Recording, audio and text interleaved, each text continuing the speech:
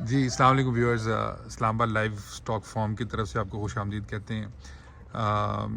Doctor साहब मौजूद हैं हमारे साथ आज। डॉक्टर तहसीन पीएचडी इन बकरी कर रहे हैं अभी इस वक्त, और पंजाब यूनिवर्सिटी के साथ माइक्रोबायोलॉजिस्ट हैं। बकरी के जो अंदर के जिस्म के अंदर के मामलात हैं उसको ये बहुत अच्छे तरीके से समझते हैं।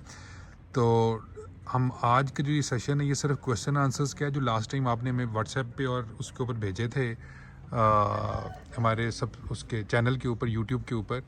तो वो हमने कहा डायरेक्टली हम उनसे पूछ लेते हैं ताकि आपके डायरेक्ट इनसे ही आपको जवाब मिल जाए, डॉक्टर साहब से मिल जाए। तो डॉक्टर साहब, पहला जो सवाल, एक आपने वीडियो बनाई थी जिस पे आपने कहा था जी मूंगी की है बहुत बेहतर है एज़ कम्पेयर टू, मतलब लुसन की बहुत बेहतर है, लेकिन लुसन के बाद आपने कहा था मूंगी की है को भी इग्नोर नहीं करना चाहिए। तो हमें ज़रा ये बताएं कि उस पर सवाल ये था कि जी मूंगी की है कहाँ से मिलेगी, कब मिलेगी और कितनी सस्ती होती है। तो ये तीन ढेर सवाल इसके उसके ज़िमनी जब सवाल।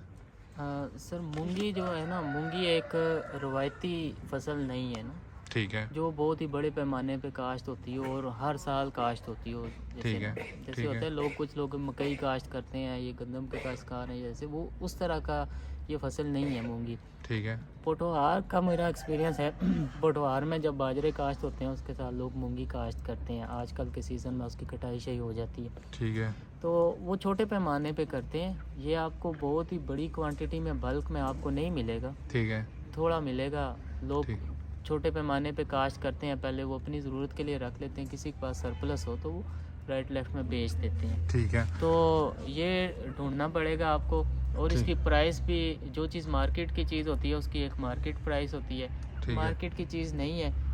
ये होती सस्ती है, ठीक बहुत है। सारे रवायती चारों से सस्ती होती है। लूसन से सस्ती है। हाँ, जहाँ पे आपके किसी फार्मर से अगर अच्छे ताल्लुकात हैं, साथ वाले गांव में इधर उधर, या अगर कोई पटवार भी आता है यहाँ से, जेलम जकवाल और काफ़ी सारे एरियाज़ में ये काश्त होती है। उधर बहावल नगर वाली साइड पे भी होती है ये ठीक, काश्त सारे। ठीक, तो इसका रेट इतना ज़्यादा नहीं होता। जैसे कि जिस तरह मूंगफली का है, अभी बहुत महंगा हो गया है, मशहूर हो गया है, ठीक है। एक ट्रेडिशनल रवायती एक्सपोर्ट चारा होना भी शुरू है। हो गया। हाँ, एक्सपोर्ट होना शुरू, वो हालात नहीं है, ये तकरीबन उससे हाफ प्राइस में तो मिल आपका जाएगा। ख्याल वही वाली बात है कि आपका ख्याल है कि ये एक फ़ायदेमंद है लेकिन अभी छुपी हुई है, छुपी हुई लोगों को है, पता नहीं है, इसका छोटे रिज़ल्ट बहुत पैमाने पे अच्छा, काश्त होती छोटे है। पैमाने में काश होती है, तो लिहाजा ये आपको अच्छा कहाँ से मिलनी है ये आपने बता दिया कि जी पोठवार किस रीजन से मिल सकती है, और जो कब ख़रीदनी चाहिए तो वो मेरा ख्याल है जो लास्ट टाइम आपने मुझे भी एक मशवरा दिया था कि तब ख़रीदनी चाहिए जब इसका मौसम हो। जब और बाजरे शाजरे, अभी आजकल मेरा हाल इसका सीज़न चल इसका रहा सीज़न चल रहा है। है, आजकल ढूंढे तो मिल जाएगी। और डॉक्टर साहब मेरा ख्याल है ये भी आप व्यूअर्स को बता दें कि ये बहुत ज़रूरी है कि जब सस्ती मिले तो लेके रख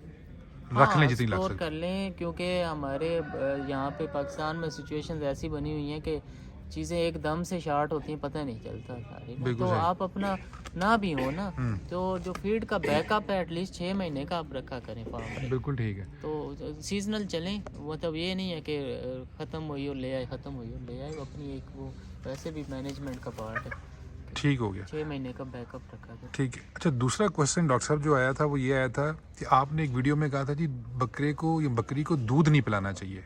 जी जी, वो एक बहुत कंट्रोवर्शियल बात लोगों ने कहा जी कर दी है, हम तो दूध पिला रहे हैं ये एग्जैक्टली और ऐसे हम तो पिला रहे हैं और हमारे जानवर शौक से पीते हैं और उसका रिजल्ट भी आ रहा है। ऐसे। ठीक है।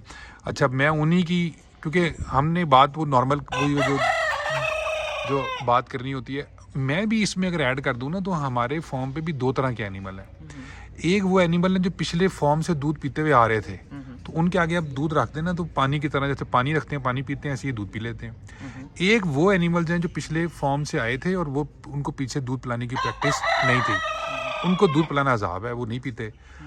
तो ये ज़रा क्लियर कर दें मुख्तसर से जवाब में कि ये सर, क्या आपने परेशानी फैला दी लोगों में। पहली बात तो ये है कि मैंने ये नहीं कहा था कि रिज़ल्ट नहीं आएंगे, मैंने कहा था रिज़ल्ट आएंगे, लेकिन वो रिज़ल्ट देने के लिए हाँ, आपको उस जानवर को दूध के ऊपर अडॉप्टेशन करवानी पड़ती है। उसका ठीक है। मैदा दूध के लिए नहीं होता। जब आप एक लंबे अरसे के लिए एक चीज़ उसको पिलाते रहते हैं तो अल्लाह पाक ने उसके अंदर ये सलाहियत रखी है, वो अडॉप्ट करता है उस चारे के ऊपर या उस खुराक के ऊपर ना। ठीक है। जब अडॉप्टेशन होती है तो फिर नो डाउट रिज़ल्ट आते हैं उसके। ठीक है। तो बाकी सारे सवाल का जवाब मैं ये दूंगा कि आप मुझे बताएं, हाँ, बकरी की खुराक दूध है या चारा है? चार है। बस that's all। बिल्कुल ठीक हो गया। तो आपका ख्याल है कि अगर आपने अडॉप्ट करा दिया हाँ अडॉप्टेशन तो फिर अडॉप्टेशन में रिजल्ट आएंगे? अगर आप रैंडमली प्लाना शुरू हो गए, फिर हम वो भी ऐड करते जाएं ना। हमारे पास नाजरीन एक जानवर है, उसको सांस का, फेफड़ों का मसला है, जी जी ठीक है, जो भी हमने डिस्कस किया जी जी है। तो वो हमने जो डॉक्टर ने बताया, उन्होंने बताया कि जी इसको फेफड़ों का मसला इसलिए है कि आपने कोई चीज़ लिक्विड ज़बरदस्ती पिलाने की उसको कोशिश की है जो कि फेफड़ों में चला गया। तो ये अगर तो आप ज़बरदस्ती कोई चीज़ पिलाने की कोशिश करेंगे, दूध या ऑयल सारा कुछ जो फेफड़ों में चला गया, तो उसके नुकसान उसे कई हाँ ड्रेंचिंग नमूनिया होता है। अगर तो वाटर बेस्ड चीज़ है वो तो कुछ टाइम बाद अब्जॉर्ब हो जाती है, जिस्म में जज़ब हो जाती है, फेफड़ों से क्लियर होती है। ऑयल बेस अगर कोई चीज़ जैसे देसी घी, मक्खन और तेल आपने पिला दिया, तिलों का, सरसों का, या होता वो सारी ज़िंदगी उसके फेफड़ों तो में डॉक्टर रहता है, साहब वो फिर ना नहीं पिलाएं निकलता। तिलों का तेल, ये सर ना खिलाएं, खिलाएं, पिलाएं ना। पिलाएं ना। खूबसूरत बात, ऑयल खिलाएं, जितने होते हैं पिलाएं ना, खिलाएं जानवर को। ब्यूटीफुल, खिलाएं। ठीक है, अगले सवाल पे आते हैं, डॉक्टर टाइम कम है। ये एक हमारे फार्मर भाई हैं, बहुत बड़ा नाम है फुटवार बेल्ट का, वो अपने जानवरों को मूंगफली का भूसा, गंदम उबाल के और मोलासेस डाल के देते हैं, जी जी और उनका कहना है कि जो उनके रिजल्ट्स कमाल के हैं, जी जी ठीक है। दूसरा एक और फार्मर हैं, वो पंजाब के हैं, बहुत बड़ा नाम है फार्मिंग की दुनिया में। वो कहते हैं जी बिल्कुल नहीं करना चाहिए, ठीक है। वो कहते हैं कि जी आप लूसन खिलाएं और टीएमआर खिलाएं, ठीक है। तो वो कहते हैं जी मूंगफली के भूसे के मूंगफली के भूसे के बेशुमार नुकसान हैं, ठीक है। तो उन्होंने हमें डरा दिया था कि जी नहीं। तो ये दो फार्मर्स की एक राय है, दोनों सक्सेसफुल फार्मर्स हैं। तो अब आप जरा थोड़ा सा being the PhD in this field, आप ज़रा बताएं कि क्या इसका सिंथेसिस करते हैं आप? मैं फार्मर से ये रिक्वेस्ट करूँगा कि खुराक को मुतवाज़न करना सीखें। फीड है। बैलेंसिंग क्या होती है, ठीक है, जब आप वो सीख जाएंगे, ठीक है, ठीक है, आपको आपके फार्म पे डॉक्टर की भी ज़रूरत नहीं रहेगी। ठीक है, ठीक है, हमारे 80% काज जो इन्फेक्शियस नहीं होते, न्यूट्रिशनल होते हैं, और ज़्यादा से बीमारियां जो बनती हैं वो ज़्यादा होती हैं हमारी। ठीक है, उसकी रीज़न यही होती है कि हमें मुतवाज़न ग़िज़ा का नहीं पता। जानवरों को छोड़ दें, हम खुद जिस तरह के हमारे फीडिंग बिहेवियर्स हैं, हम पाकिस्तानियों के या एशियन लोगों के, वही बड़े अजीबो गरीब होते हैं। हम पता नहीं क्या क्या खा जाते हैं। हम सिर्फ, हमारा एक ही क्राइटेरिया होता है टेस्ट। तो जानवरों में अगर आपको मुतवाज़न खुराक की समझ आ जाती है, बैलेंस राशन की समझ आ जाती है, तो ये सारे मसले ख़त्म हो जाते हैं। फार्मर जितने भी दो फार्मर्स आपने एग्जांपल दिए, दोनों अपने एक्सपीरियंसेस शेयर कर रहे हैं, ठीक है। ठीक है,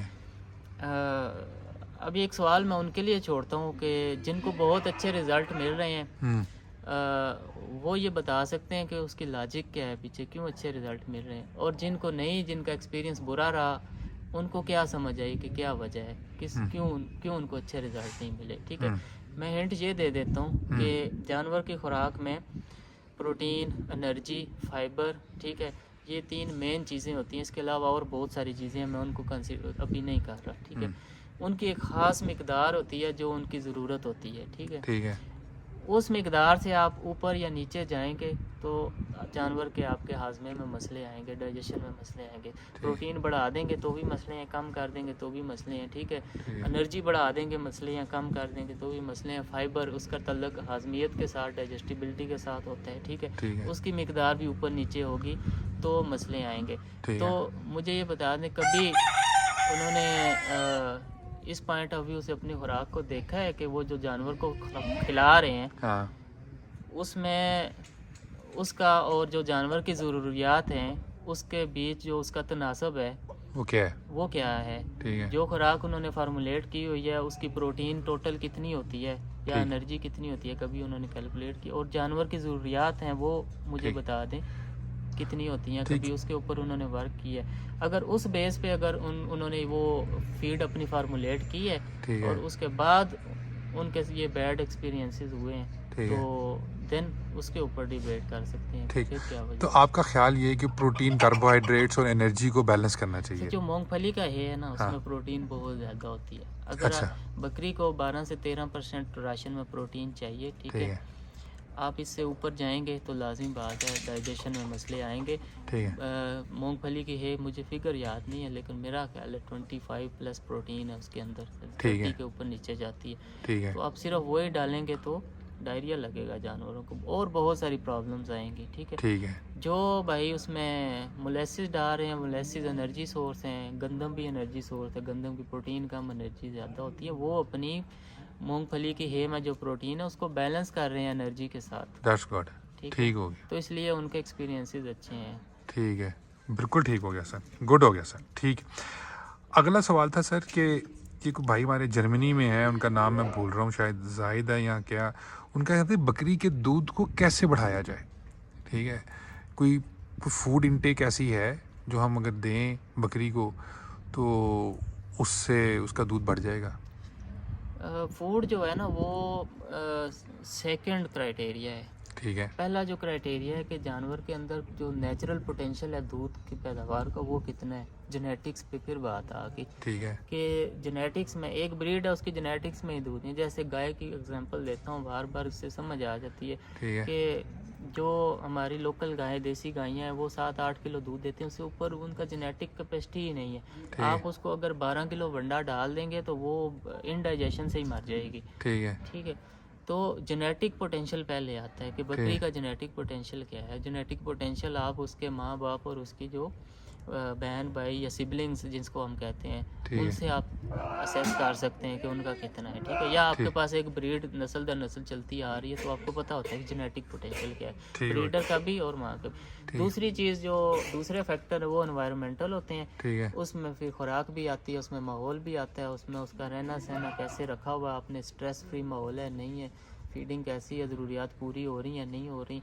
तो वो बाद में आती है। पहली चीज़ जेनेटिक, अगर जेनेटिक भी ठीक है और फिर आप लाजमी बात है आपकी खुराक में मसला है या आपके माहौल में। खुराक में क्या कंपोनेंट्स सर होने चाहिए? देखिए, जो बॉडी स्कोर है जानवर का ना, वो बेस्ट इंडिकेटर है कि आपकी खुराक कैसी है। अगर आपके जानवर का बॉडी स्कोर 3, 3.5 या 4 है, एक वीडियो किसी दिन ना बॉडी स्कोर के ऊपर बना ले, लोगों को पता चल जाए 3 कितना होता है, 2 कितना होता है, 4 या 5 कितना होता है। ठीक है, अपने हर्ड में से बना ले। तो 3+ बॉडी स्कोर का मतलब है कि आपके फ्लाक की वो जो आपका हर्ड है, उसकी हेल्थ या जो उसकी फीड है वो सही है, वो अप टू द मार्क है। ठीक है, अगर इससे नीचे होगा तो फिर आपकी फीड में कमी है, या वो ही बैलेंसिंग का मसला है, खुराक मुतवाजन नहीं है या पूरी नहीं है, कम है। ठीक हो गया। तो डॉक्टर साहब क्वेश्चन बहुत सारे हैं, टाइम कम है हमारे पास, तो मेरा ख्याल है कि ये आपने सिर्फ एक जाते जाते टच करते जाएं। वो क्वेश्चन था एक साहब है हमारे, वो न्यूजीलैंड में, हमारे व्यूअर हैं वो न्यूजीलैंड में होते हैं, तो उनका एक था कि जी वहाँ तो मीट की जो भी बकरी है ना वो ग्रेजिंग पे चलती है। वो कहते हैं स्टॉल फीडिंग, उनका पॉइंट ऑफ व्यू था, कहते हैं न्यूजीलैंड ऑस्ट्रेलिया में ये ग्रेजिंग पे चल रही है, ये स्टॉल फीडिंग पे नहीं चलती मीट वाली। ठीक है, उसकी कॉस्ट बढ़ जाती है ये वो। तो पाकिस्तान में जो आपने फार्मिंग शुरू कर दी है, this is not the right model कि ये मीट की रिक्वायरमेंट को पूरी कर सके। तो आप एग्री करेंगे, डिसएग्री करेंगे, और क्यों? एग्री करूंगा, क्योंकि यहाँ पे फीड कास्ट बहुत ज़्यादा है। ठीक है, यहाँ पे बहुत सारे लोग हैं, जैसे हमारी डिस्कशन हो रही थी, जो सिर्फ ग्रेजिंग पे रिलाई करते हैं, उनकी नस्ल दर नस्ल काम है, उनकी फीड कास्ट समझे 0 ही है। ठीक है, या नेग्लिजिबल है। ठीक है, तो मार्केट में आप उन लोगों को कम्पीट नहीं कर सकते in terms of cost of production. ठीक है, लाजिम बात है उनकी कास्ट ऑफ प्रोडक्शन कम है, आपकी ज़्यादा है। ठीक है, लेकिन जो चीज़ आप कर रहे हैं, उनसे एक रिक्वेस्ट ये है जो भाई न्यूजीलैंड में, एक अगर काइंडली वो फेवर करें कि वहाँ पे कोई ग्रेजिंग लैंड है जिसमें बकरियाँ चराई कर रही हैं, उसकी एक कभी वीडियो भेज दें, ताकि व्यूअर्स को ये भी आइडिया हो जाए कि उनकी ग्रेजिंग लैंड में और हमारी में फ़र्क क्या है। बिल्कुल ठीक है, हमारी ग्रेजिंग में इतनी कैपेसिटी है कि हम हमारे जानवर मोटे हो सकें। हम तो अच्छा खासा मोटा जानवर ग्रेजिंग में छोड़ते हैं तो हड्डियाँ बन के आ जाते हैं, हमारी ग्रेजिंग में जान नहीं, क्यों हमने मेंटेन नहीं की हुई। ग्रेजिंग को मेंटेन करना एक बहुत बड़ा और लंबा और मुश्किल काम है। हमारे पास कोई ऐसी वेल मेंटेन पूरे पाकिस्तान में एक भी ग्रेजिंग लैंड नहीं है। हम तो बस अपॉर्चुनिस्टिक हैं, अपॉर्चुनिटी होती, बारिश होगी हम उसको अवेल करने वाले लोग हैं, वरना हमारी मजबूरी है, यहाँ पे हमें फार्म पे फीड देनी पड़ती है या फिर जानवर को सेहत पे कंप्रोमाइज़ करना पड़ता है। बिल्कुल ठीक हो गया। डॉक्टर साहब क्वेश्चन और है, मैं फिर कुछ सेशन रख लेंगे। ठीक है, लेंथ वीडियो की वो टाइम ज़्यादा हो जाता है। Viewers thank you very much. ये वो टॉप के 4-5 सवाल थे जो काफ़ी लोगों से आए थे, तो हमने वो कर दिए थे। अगर आपने फर्दर क्वेश्चन पूछ रहे हैं तो नेक्स्ट सेशन में हम इनको कर देंगे। आप कमेंट्स में डाल दीजिएगा, आप व्हाट्सएप कर दीजिएगा, तो विल ट्राई कि हम, लेकिन हम वही क्वेश्चन सेलेक्ट करते हैं जो जो दोनों जो ज़्यादातर लोग पूछें, जो एक क्वेश्चन को मैं फिर करना, क्योंकि इतने क्वेश्चन होते हैं तो हम एक क्वेश्चन को उठा के लाना को टाइम लिमिटेड होता है, तो कोशिश करें कि ऐसा क्वेश्चन पूछें जिसके अंदर बाकी लोगों के लिए भी नॉलेज हो, जो पहले ना पूछा गया हो। बहुत शुक्रिया डॉक्टर साहब, thank you very much, thank you, अल्लाह हाफिज़।